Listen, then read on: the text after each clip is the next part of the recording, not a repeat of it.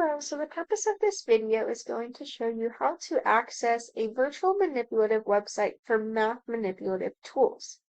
So what I did first is I went onto my Google browser and I typed in Didax Virtual Manipulatives. After typing that in, I'm going to press enter on my keyboard and it's going to take me to a page with a bunch of options, which I know can be stressful and tricky to figure out.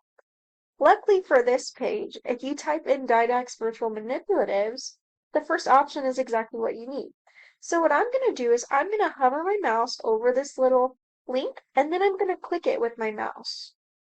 After I click it, there are lots of different options you can use and click on. So I'm just going to show you guys the number board. So you click on it, it's got some tools for you to use, and you just go for it. You use it however you'd want. You could use it to help kids count. You could use it to help kids learn the concept of one more, one less than a number.